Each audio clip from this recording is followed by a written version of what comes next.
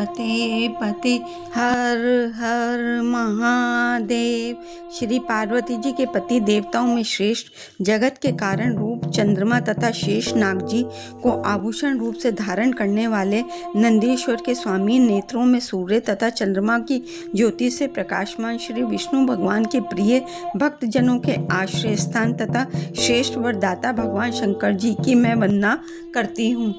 अथ द्वितीय अध्याय प्रारंभ। महापात की देवराज की मोक्ष। श्री सूत जी के वचनों को सुनकर शौनकादिक जी ने कहा, हे मुने, आपने इस महापुराण के विषय में जो वर्णन किया है वह महान हर्ष को देने वाला है।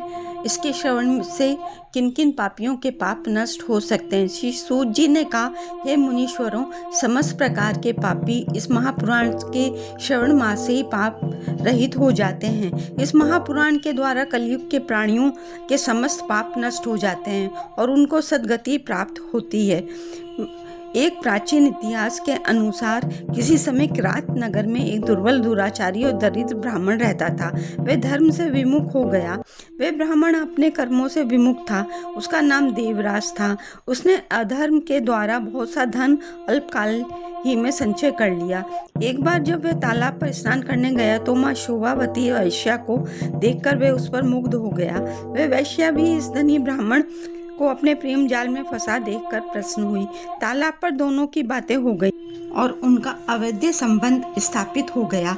उसके बाद बहुत दिन तक वे दोनों प्रेमी युगल कामासक्त होकर विहार करते रहे। वे ब्राह्मण सदैव उस वेश्या के पास ही उठने बैठने लगा। उसके माता पिता, मित्र, स्त्री आदि ने उसे बहुत समझाया पर वह नहीं माना। तब उस अधर्मी ने एक रात अपने माता पिता और स्त्री को मार डाला ताकि मार्ग निष्कंटक रहे।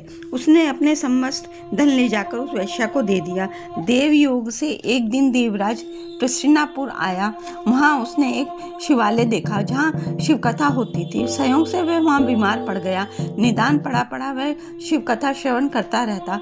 एक मास बाद देवराज की मृत्यु हो गई। उसके पूर्व पापों के कारण उसे लेने यमदूत आए, मगर शिव कथा श्रवण करने के प्रभाव से शिव गणों ने उसे यमदूतों से छुड़ा लिया और शिवलोक ले गए। इस कारण यमलोक में महान कोलाहल हुआ। धर्मराज इस कोलाहल को सुनकर बाहर आए।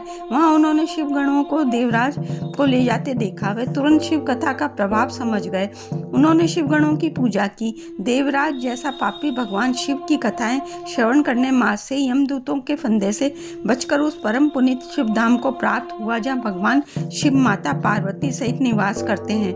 तो हम जैसे तुच्छ प्राणी यदि उसका सब दिन नहीं, 365 दिन नहीं तो श्रावण मास में या सोमवार को ही उसका पठन पाठन करें तो हम भी अच्छे कर्मों से मुक्त हो सकते हैं। बोलो हर हर महादेव।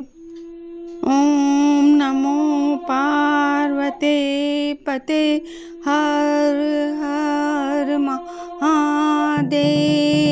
कर्पूर गौरम कर्णावतारम संसारे सारम भुजगेन्द्रहारम सदा वसंतम हृदयारविंदे भवम भवानी सहितम नमामि।